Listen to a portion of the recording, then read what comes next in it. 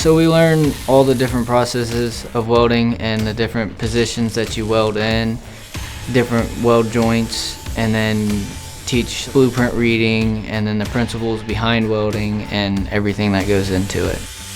Every time you put down another weld, it gets better and better, and watching that progress is just like reassuring almost, like you made progress on that.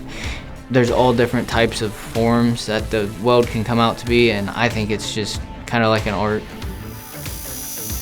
It's been a great experience for me. I've learned everything and I've been off to a great start.